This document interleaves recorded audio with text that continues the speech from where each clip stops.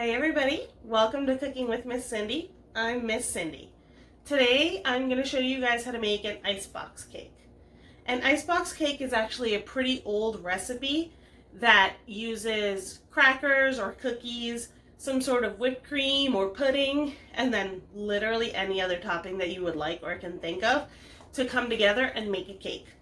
Now the reason it's called an icebox cake is because it's actually cooked in the refrigerator.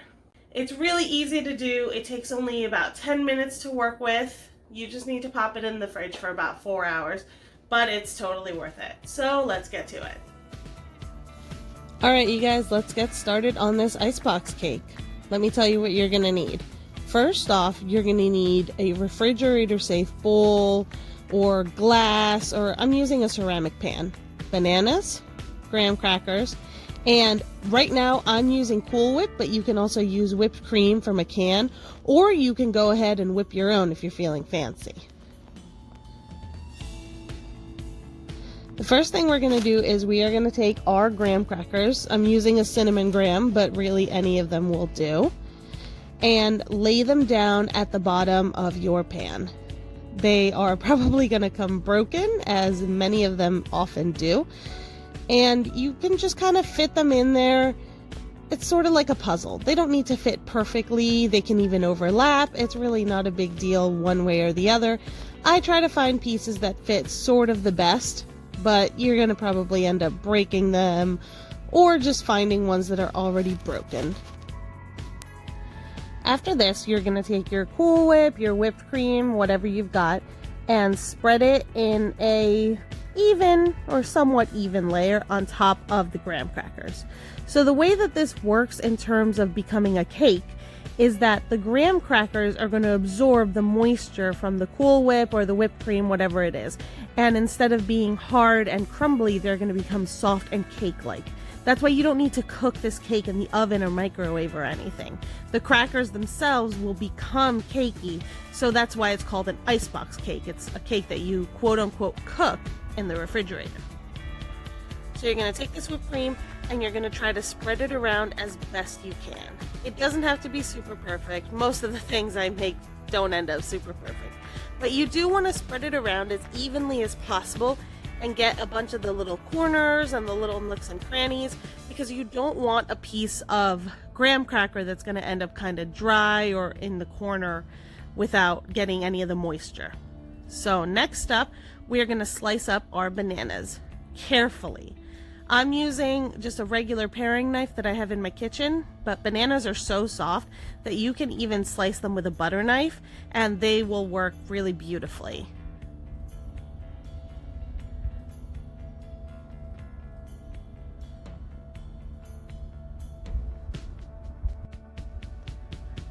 I like to slice mine up on the diagonal. I find that it gives me kind of long, thin pieces that are easy to work with, but you can just chop them up into regular slices. You can even do it in half lengthwise and lay it down that way. It's really just whatever you'd like to do.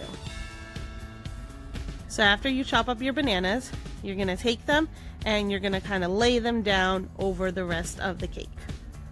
If you don't like bananas, you don't have to do it with bananas. This is just a recipe that I'm following, but you can adapt this in so many different ways. You can do with fruit, without fruit, different kinds of toppings, different flavors. You could do chocolate, you could do strawberry, you could do it with different kinds of crackers, you could do it with Oreos. There's so many adaptations that you can make with this recipe. It's probably one of my most favorite things to make.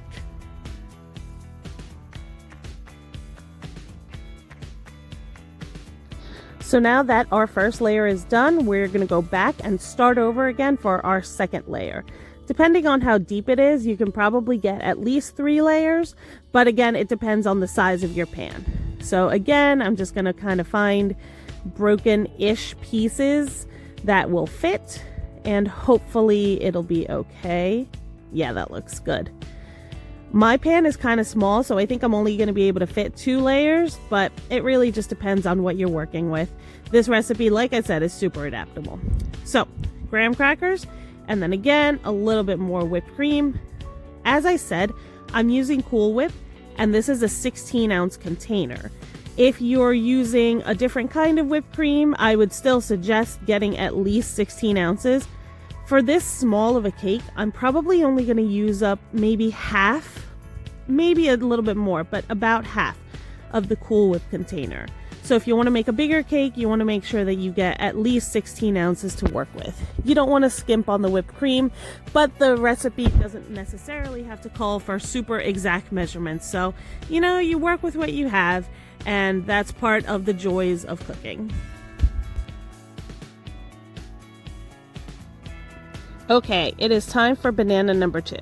Now, the reason that I'm doing the bananas one by one instead of just cutting them both up at the beginning is that bananas tend to get kind of weird and brown, and I don't like that. So I would rather slice them up fresh as I'm putting them in there. Like I said, make sure to use a butter knife for this, or ask a grown-up. There's really no issue with asking someone for help, especially if you're working with something like a knife that is sharp and that could get you landed at the doctor's office.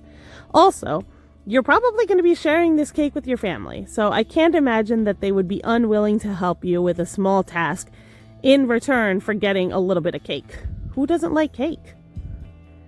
Okay, so again, we're going to take the bananas and we're going to kind of lay them down in an even-ish layer. Oh my god, they're slippery. They get a little bit slippery and slimy, but that's all right. It's just bananas.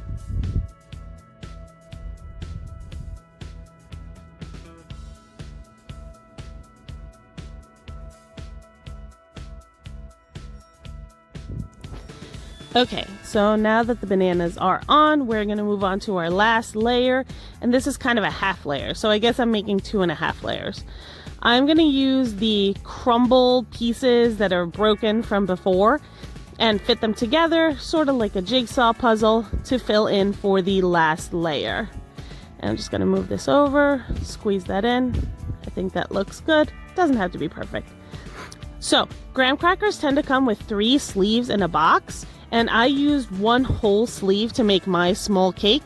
So you probably want to use a whole box only if you're using a bigger pan, but you don't need to go nuts buying graham crackers. You can really just buy 1 box, and 1 box will really do you. The very top of the cake is going to be a layer of whipped cream.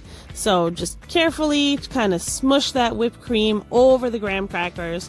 And like I've said many times, perfection is not really the goal here, but you do want to be careful to make sure that you're spreading that whipped cream as evenly as you can so that each piece of graham cracker is able to get the moisture from the whipped cream. If you're not careful to do this, you might get a piece of graham that's just kind of sticking out, and in the fridge it's just going to get exposed to air instead of absorbing all that nice moisture. So it's just going to kind of stay a weird, hard, crunchy bit, and that's not what we're looking for in this recipe. We're looking for it to get all nice and soft and cakey.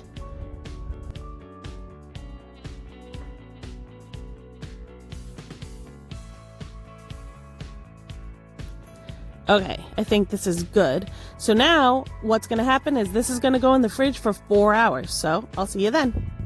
Alright guys, it has been a little bit over 4 hours and I think our cake is ready to go. You can leave it in the fridge up to overnight, but 4 hours is the absolute minimum. Just take that. Now when you slice it, you shouldn't hear crunching or feel too much resistance. You should be able to cut into it kind of like a cake. But it's still pretty messy, so bear with me.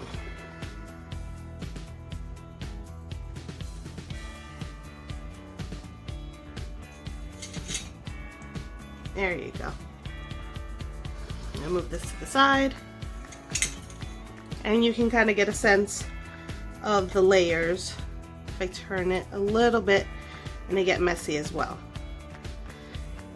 If you smush it down, you'll be able to feel that it's cakey now. That's how you know it's done. Enjoy! Alright, seems simple enough, right? I think it's something that you guys can all do at home, provided that you can get some sort of ingredients. And like I said before, you don't even need to use the exact ingredients that I'm doing.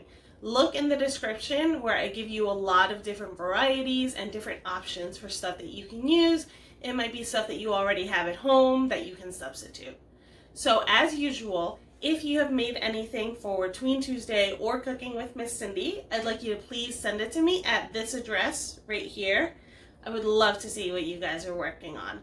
And I will see you guys next week on Cooking with Miss Cindy. Bye.